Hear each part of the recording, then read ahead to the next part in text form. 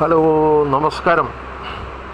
ഇനിയും വരുന്ന ഏതാനും നൂറ്റാണ്ടുകൾ കേരളത്തിൻ്റെയും ഇന്ത്യയുടെയും ആയിരിക്കും എന്ന് പറയുന്നതിൽ സംശയമില്ല.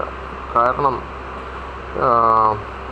ഇവിടെ ഒത്തിരി ഇൻഫ്രാസ്ട്രക്ചർ പ്രൊജക്ട്സുകൾ ഉണ്ടാക്കാനായിട്ടുള്ള ഫണ്ടുകൾ നമ്മൾ സ്ലോലി പയ്യെ ആണെങ്കിലും അത് കണ്ടെത്തിക്കൊണ്ടിരിക്കുകയാണ്. ഇപ്പം ഉദാഹരണത്തിന് വിഴിഞ്ഞം പോർട്ട് വന്നിരിക്കുകയാണ്.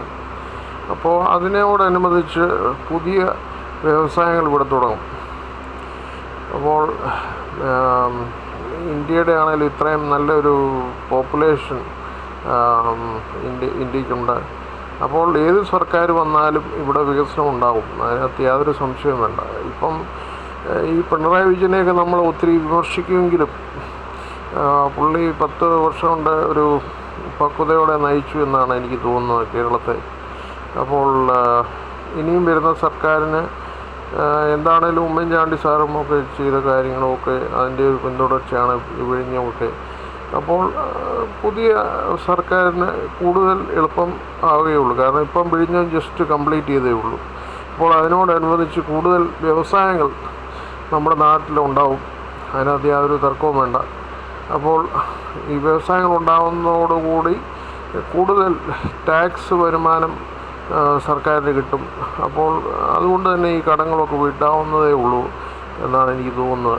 പിന്നെ നമ്മുടെ മലയാളികളുടെ ഒരു കാഴ്ചപ്പാട് നമ്മൾ മാറ്റണം.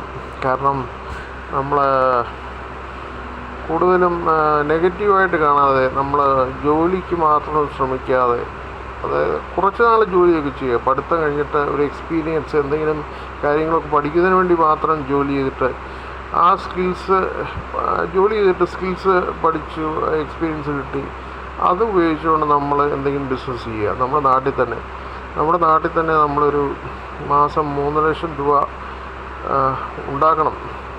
അത് ആ പൈസ മിച്ചം പിടിച്ചിട്ട് നമ്മൾ യൂറോപ്പും ഓസ്ട്രേലിയയും അമേരിക്കയൊക്കെ പോയി കാണാമല്ലോ. ആ പൈസ കൊണ്ട് അങ്ങനെയാണല്ലോ നമ്മുടെ ഒരു ചായക്കടക്കാരൻ വിജയൻ ചേട്ടൻ്റെയും പുള്ളിയുടെ വൈഫിൻ്റെ കാര്യങ്ങൾ അവർ ലോകയാത്ര ചെയ്തതിൻ്റെ കാര്യങ്ങൾ വീഡിയോ കാണുകയുണ്ടായി. അപ്പോൾ അതുപോലെ നമ്മൾ കേരളത്തിൽ തന്നെ താമസിച്ചും പിന്നെ കൂടുതൽ യാത്ര ചെയ്യും. എല്ലാ ആഴ്ചയും നമ്മൾ ഇപ്പം തൊട്ടടുത്തുള്ള കേരളത്തിൽ തന്നെയുള്ള ടൂറിസ്റ്റ് കേന്ദ്രങ്ങൾ സന്ദർശിക്കുക. ഉദാഹരണം മാരാരിക്കുളം ബീച്ച്, അല്ലെങ്കിൽ മൂന്നാർ, അല്ലെങ്കിൽ വയനാട്, വർക്കല, കോളം, ഇങ്ങനെയൊക്കെയുള്ള കുമരകം, ഇങ്ങനെയുള്ള സ്ഥലങ്ങളിലൊക്കെ പോയിട്ട് നമ്മൾ ഒരു ബിസിനസ് ചെയ്തുകൊണ്ട് ആ ഒരു 24 hours ഇൻ ദ ബിസിനസ്. പക്ഷേ നമ്മൾ ഉച്ച കഴിഞ്ഞ് ചിലപ്പോൾ ഒരു 2 മണിക്കൂർ ഉറക്കമൊക്കെ കിട്ടും.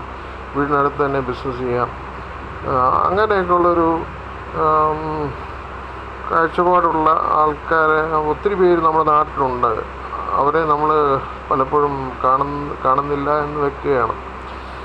അപ്പോൾ അതുകൊണ്ട് അങ്ങനെയൊക്കെയുള്ളൊരു കേരളമാണ് ഇനിയും നമ്മുടെ മലയാളി യുവാക്കൾ കൂടുതലും പുറത്തു പോകുന്നതിനേക്കാട്ടും കൂടുതൽ നമ്മൾ ഇവിടെ തന്നെ നിന്ന് ബിസിനസ് ചെയ്ത് ആ പൈസ കൊണ്ട് നമ്മൾ ബിസിനസ് ടൂറോ ലേഷർ ടൂറോ ഒക്കെ പോയിട്ട് വീട്ടുകാരെയും കൂടെ കൊണ്ടുപോവുക. അതായിരിക്കും നമുക്ക് ഏറ്റവും അനുയോജ്യമായിട്ടുള്ളൊരു കാര്യം എന്ന് തോന്നുന്നു.